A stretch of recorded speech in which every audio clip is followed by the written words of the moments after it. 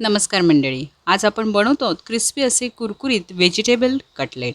त्यासाठी आपण इथे वेगवेगळ्या प्रकारच्या भाज्या घेतलेल्या आहेत। इथे मी गाजर, फरसबी इथे घेतलेलं आहे, रताळं आणि कच्ची केळी आपण घेतलेले आहे। त्याच्यासोबत छोटे बटाटे आपण घेतलेले आहेत इथे आणि बटाट्यांची आपण इथे साल काढून घेतलेली आहे, केळ्याची साल काढलेली नाही। सर्व भाज्या आपण व्यवस्थित धुवून घ्यायच्या आहेत। सोबत आपण 2 बीटरूट याच्यामध्ये तुकडे घालून घेतलेले आहेत। आता या सर्व भाज्या धुवून आपण कढईमध्ये छान उकळी येण्यासाठी ठेवायचे आहेत। मी यामध्ये काहीही घातलेलं नाही आहे। यामध्ये मीठ वगैरे कुठल्याही प्रकारचा आपण कुठलाही स्वाद आता देत नाही आहोत। जस्ट आपल्याला यांना बॉईल करून घ्यायचं आहे। छान आपल्याला एक 10 मिनिटं यांना व्यवस्थित बॉईल करून झालं की आपल्याला यांना काढून घ्यायचं आहे। आता यातलं पाणी काढून टाकायचं आहे। तुम्हाला हवं असेल तर हे पाणी तुम्ही झाडांना घालू शकतात। गार झाल्यानंतर आपल्याला केळ्याची साल काढून घ्यायची, व्यवस्थित याची साल सोलून काढायची आहे आणि इथे मी 1 केळं वापरलेलं आहे। सर्व ज्या भाज्यांचं प्रमाण आहे ते तुम्ही कमी जास्त करून घेऊ शकतात। आता अशा प्रकारे सर्व भाज्या आपण एका ताटलीमध्ये काढून घ्यायच्या आहेत। आपण मॅशरच्या साहाय्याने त्यांना मॅश करून घ्यायचे आहेत। हलक्या आपल्याला मॅश करून घ्यायचे आहेत, अगदीच त्यांचा लगदा करून घ्यायचा नाही आहे।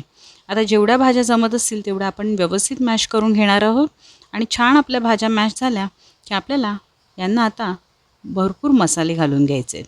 आता अशा प्रकारे मॅश करून मी सर्व भाज्या घेतलेल्या आहेत। त्यांचा रंग बदललेला आहे, थोड्याशा भाज्या कच्च्या आहेत। यामध्ये आपण कांदा लसूण मसाला घालून घेतलेला आहे, त्यासोबत थोडीशी बडीशेप घालून घेतलेली आहे, सोबत आपण लाल तिखट घालून घेतलेलं आहे। आता यामध्ये आपण घालून घेणार आहोत हळद आणि सोबत आपण घालून घेत आहोत धणा पावडर। आता यामध्ये आपण थोडासा गरम मसाला घालून घेणार आहोत आणि चवीपुरतं मीठ घालून घ्यायचं आहे। आता भरपूर आपण यामध्ये कॉर्नफ्लॉवर घालून घेतलेलं आहे, साधारण 1 मोठा चमचा। आता सर्व मिश्रण आपल्याला एकत्र करून घ्यायचं आहे। तुम्हाला हवं असेल तर मसाल्याचं प्रमाण तुम्ही कमी जास्त करू शकता। कॉर्नफ्लॉवर व्यवस्थित त्यामध्ये लावून घ्यायचं आहे आणि आपल्याला एकत्र करून हे पीठ व्यवस्थित आपल्याला एकत्र भाज्यांमध्ये घालून घ्यायचं आहे। आता अशा प्रकारे आपला जो कटलेटचा जो मसाला आहे तो तयार झालेला आहे। थोडंसं तेल घ्यायचं आहे, हाताला आपल्याला दोन्ही साईडने तेल लावून घ्यायचं आहे। व्यवस्थित आपण तळहातावरती तेल लावून आपल्याला छोटे छोटे असे गोळे करून घ्यायचे आहेत आणि आपल्याला कटलेटचा आकार द्यायचा आहे। तुम्हाला हवं असेल तर तुम्ही तुमच्याकडे कुठला जर त्याचा साचा असेल तर त्यामध्येही तुम्ही कटलेट बनवू शकता। मी इथे साधारण चपटे गोलाकार असे त्यांना आकार दिलेले आहेत। आता अशा प्रकारे आपण सर्व कटलेट बनवून घेणार आहोत। सर्व कटलेट आपले व्यवस्थित शेप देऊन बनवून झाले की आपल्याला त्यावरती एक डस्टिंग पावडर बनवायची आहे। आता इथे माझे सर्व कटलेट छान तयार झालेले आहेत। आता आपण काय करणार आहोत, छान आपल्याला एक पोहे असतात त्यांची आपल्याला पावडर करून घ्यायची। तर इथे मी पोह्यांची पावडर घेतलेली आहे, त्यामध्ये थोडासा रवा घालून घ्यायचा आहे आणि आता आपल्याला या सर्व पावडर एकत्र करून घ्यायचे आहेत। यामध्ये आपण आता काय करणार आहोत की हे एक एक कटलेट व्यवस्थित मिक्स करून पावडरमध्ये आपल्याला घालून घ्यायचे आहेत आणि कटलेटच्या बाहेरच्या साईडला आपल्याला कडक असं आवरण येण्यासाठी यांना याच्यामध्ये कोट करून घ्यायचं आहे। आता ज्या वेळेला आपण पोहे किंवा रव्याची पावडर कटलेटला लावतो त्यावेळेला बाहेरच्या साईडने आपले कटलेट एकदम कुरकुरीत होतात आणि ते नरम पडत नाहीत।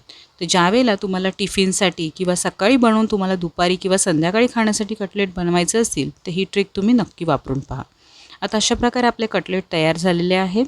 आता आपण काय करायचं, हे सर्व कटलेट आहेत त्यांना बनवून घ्यायचं आहे आणि त्यानंतर मस्त कडकडीत तेलामध्ये आपण एका तव्यामध्ये कडकडीत तेल करून घ्यायचं आहे आणि त्यामध्ये आपण यांना शॅलो फ्राय करायचं आहे। आता इथे मी तव्यामध्ये सर्व कटलेट घालून घेणार आहे।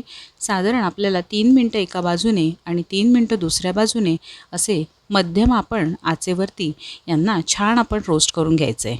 रंग बदलण्याची आपण वाट पाहायची आहे। व्यवस्थित असे कुरकुरीत झाले की आपल्याला त्यांना काढून घ्यायचं आहे। आता यामध्ये आपल्याला कमी तेलाचा वापर करून छान असे कटलेट बनवून घ्यायचे आहेत। टिफिनमध्ये देताना तुम्ही खालच्या बाजूला एक आपण व्यवस्थित वॅक्स पेपर घालून देऊ शकतात, कुरकुरीत राहतात। नक्की ट्राय करा तुम्ही ही रेसिपी। चॅनलला सबस्क्राईब करायला विसरू नका आणि तुमचे अभिप्राय कॉमेंट्सच्या माध्यमातून कळवत राहा। चला, धन्यवाद।